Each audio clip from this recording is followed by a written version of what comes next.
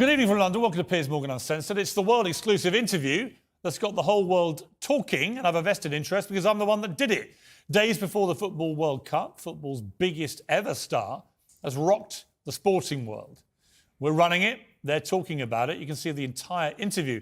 Interview to Piers Morgan. Just breaking in England, an exclusive interview between Piers Morgan and Cristiano Ronaldo. He's done this huge, high-profile interview.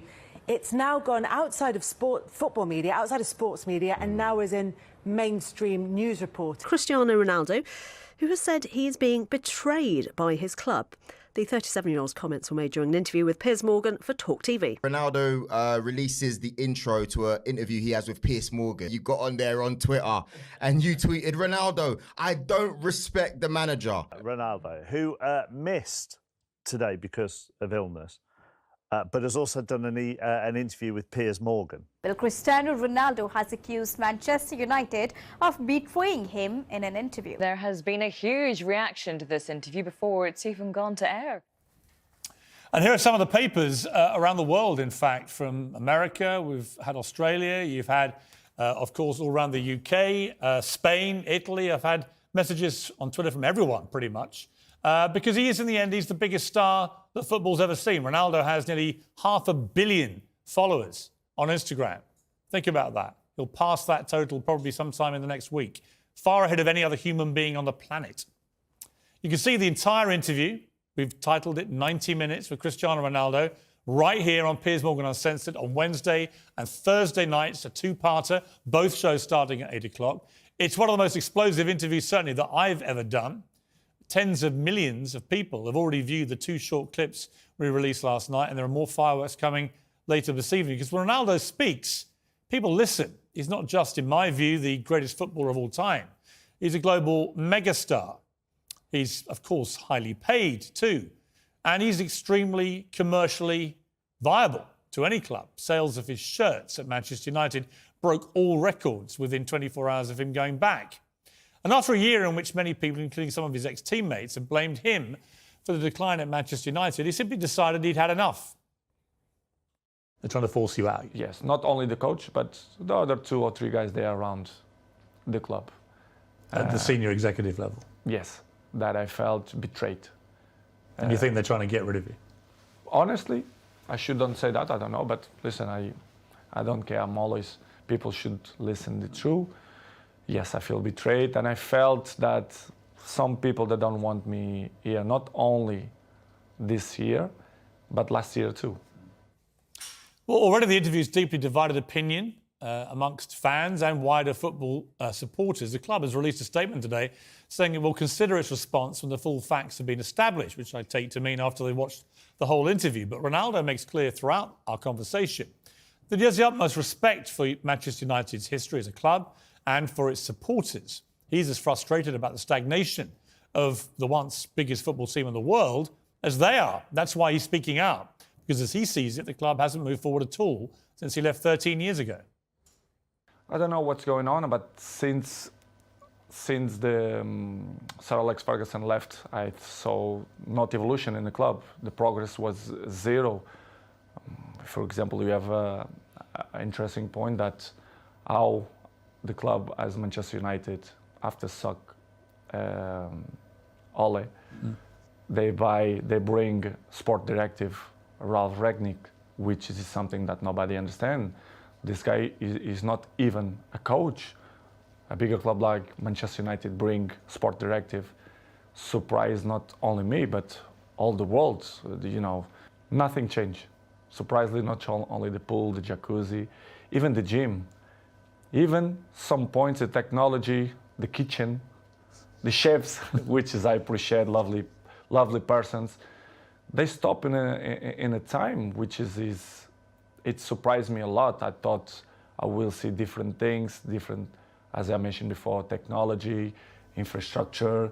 But unfortunately, we see many things that I'm used to see when I was 20, 21, 23. So surprised me a lot. May surprise a lot of people. There are more home truths where that came from, and sometimes, let's be honest, the truth can hurt. Nothing was off limits in this interview. No tough questions were pulled. Ronaldo answers them all with a brutal honesty, very seldom seen from a star of his renown. He also opens up about the family tragedy which befell him earlier this year, in which his partner lost one of the 2 twins that she was expecting. And he talks about the disrespect he feels that he's been shown by United's manager, Erik ten Hag. He talks about the Glazers, United's unpopular American owners, and he talks honestly about criticism of him by his former colleagues in the old United dressing room. A lot's already been written and said about this interview, just based on the small amount we've already revealed. A lot of it, I have to say, is ill-informed bile. A lot of it is just plain fake news. The only way you'll find out what Ronaldo really says is by watching the whole interview here on Wednesday and Thursday. And I think he'll change a lot of people's minds when they do. Well, joining me now is the former professional footballer turned pundit Graeme Souness and chief football writer at The Times, Henry Winter. Well, welcome to both of you. So, Henry, given that I've just spent 10 minutes promoting my interview with Cristiano Ronaldo, I think it's only fair to balance it out by saying that you've written a very excoriating column, as is your wont sometimes when you disapprove of something, about this today. You think it's a big mistake by Cristiano to do this. Why? Well, first, congratulations. It's a great scoop, Piers. Hi, Graeme. I think I'm just reflecting the views of probably the majority of Manchester United fans that this legend of the game, as you say, certainly one of the greatest, probably top 5 players of all time, is slightly tarnishing his reputation in terms of how he's presented himself. I mean, he really should have left in the summer. I think from what I've read so far and what I've heard and seen in your clips, Piers, you know, there are elements of him making pertinent points, particularly about the lack of investment, it seems, in parts of Carrington and Old Trafford as well. So, look, those are important things that he's saying there, and he is a statesman of the game, and he should be listened to. So I think it's an important interview. But I just think the timing of it, coming the day after Manchester United had a really gutsy win at Fulham. A young kid comes on, Garnacho's the future of the club. And I just think, talking to fans, and I'm sure ex-players will echo this, is that you have to respect the manager. And I think actually Ten Hag has been pretty respectful, because anyone who's seen Ronaldo play this season, he's 37. He's played, I think, 520 minutes in the Premier League, 1 goal, no assist. Look, he's been a fabulous player for Manchester United, Real Madrid, and clearly still with Portugal. But he's not the force that he was. And Ten Hag, new manager, new era.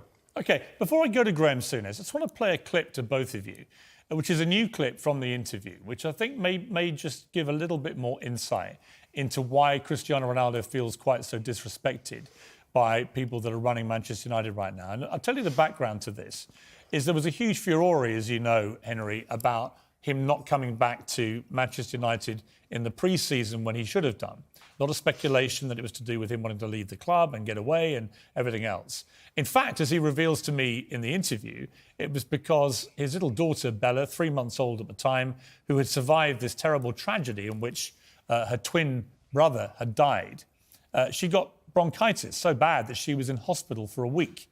And he felt duty-bound as a father, I'm sure we'd all understand this, to stay with her. I want to play the clip and then just see whether this perhaps slightly changes your mind. Let's watch the clip.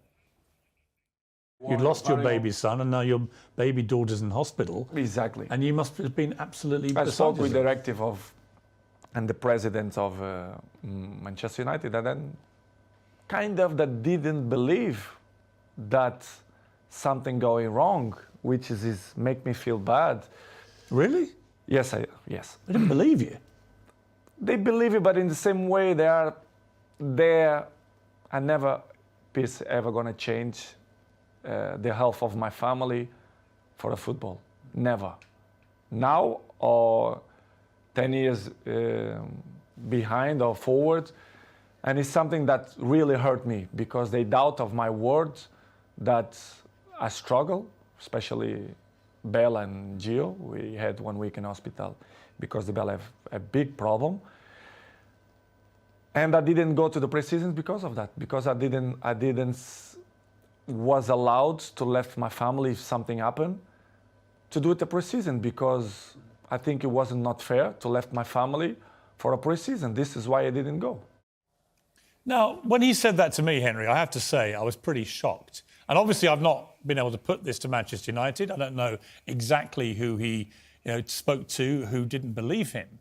But the whole concept that anyone at senior level at Manchester United doubted Cristiano Ronaldo's word about his 3-month-old baby, given what had happened to his family 3 months before, I find pretty shocking, actually. And it's unsurprising to me that that led to the breakdown in the relationship. There were clearly two narratives going on in pre-season. One of them, as Cristiano, who is very emotionally articulated there, and anyone with any children will absolutely empathise with him and his support for his partner and for his children and for his daughter. I think everyone totally understands that. And if Manchester United had not shown him the warmth, the love that he was expecting, then, clearly they were wrong in that. My experience of Manchester United and the staff at Carrington and at Old Trafford, football and otherwise, is that actually it's not a cold club. It's actually a pretty warm club. There's a lot of good people there who will look out for a player like Cristiano, who obviously many of them got to know when he was a kid himself at 18. The other narrative, of course, was always the debate about his future and whether he should actually continue with a manager like Ten Hag. So I think really he should have gone in the summer anyway. But clearly everyone has sympathy for the family predicament he had at the time. OK, let me bring Graeme in. Graeme, you've been one of the great players this country has ever seen, a terrific manager as well. You've been on both sides of this fence. And I listened to you this morning on TalkSport. Very interesting stories you were telling about your time at Liverpool and when similar things had happened to you and how you reacted and felt. What do you make of all this? Was Cristiano Ronaldo entitled to come out and have this say in this interview with me? Well, that revelation that we've just watched, United will come out and deny it. They have to. They've not shown compassion at such a terrible time for... Not believing him. Ronaldo. His daughter was in hospital. They have to come out and deny that. I mean, my take on that, whenever I was managing, I would leave it entirely up to the individual if their family were having a baby, if their wives were having a baby. So I'll leave it until you take as much time as you need, or if there's an illness in the family, take as much time as you need. We'll see you when we see you. So I'm sure United will come out and deny that. They will have another side to that story. I get Ronaldo's argument. I think, as much as people think they shouldn't cut him some slack, Ronaldo has a standing in the game which is quite unique. Is he the best player there's been? There's a real argument for him. I mean, I personally think it's him or Messi. His stats would suggest it's him. The fact he's done it in different leagues would go in his favour as well. But there's no doubt about it. He can sit in the room with anyone that's ever played football and say, you know what, I think the best that's ever played. There's a real argument for that. And does that give you... No, it doesn't. I know what you're going to say. Does it give you any special entitlement? I think it has to. I think Ronaldo still has so much to offer, not just in the playing sense, but what he gives you in the dressing room. I consistently say, Piers, that you have no chance of being successful unless you have good senior pros. Right. He's a consummate. He's still got, it seemed to me, I sat with him for nearly 2 hours. He's still got this hunger burning inside him to win more big trophies, to break more records, to be more successful. And what he really craves is an environment around him that can enable all that to happen. And he feels he just hasn't got that at United. And a lot of it, he said, is down to poor structure and management of the club. He's spot on. I mean, this is not... Whenever I talk about United, the United supporters are up in arms. What do you expect from someone who played and managed Liverpool? But I think United have been mismanaged further up the tree. I think they've consistently got the football decisions wrong. And that's why they find themselves in this dilemma. I think... Getting back to Ronaldo, I think Ronaldo, when he came along, I was all for it. And when he came back? Yeah, when he came back. I mean, there was nobody in that dressing room. There was nobody in that dressing room that younger players would look up to and say, I want to be like him in 10 years' time. He was the ultimate pro you could have got in to correct that. 18 goals last year in the Premier League. I think it was that one more than Harry Kane? Yeah, that in itself. So he is that good, that special, you come up with a system to suit him. What I believed has happened, this is my belief. So, without venturing into what we just witnessed with these tragedies and the baby dying and the other baby becoming ill, that you'd have to cut him some slack. But I'm sure United will have a different story. But I believe when he says he wants to leave, there was a meeting at the start of the season, there's a meeting would have taken place between the manager and Cristiano. After that meeting, they both left the room with an understanding that's going to work. United start the season losing to Brighton and then losing to Brentford badly. I think at that moment, I think the manager and the coaching staff thought, we cannot go down the road of using Ronaldo. There was a feeling that maybe he couldn't do the hard yards. So from that point on, I think Cristiano would have realised that. He's been around the block many, many times. So basically, Ronaldo will feel right now that he's been told a story. Someone has not kept a word, which is the manager. And I don't know whether you've ever had a moment, Graeme, and I had a moment rather famously last year when I had a little falling out with my employers and I felt I was being disrespected by people I work with, and I did this.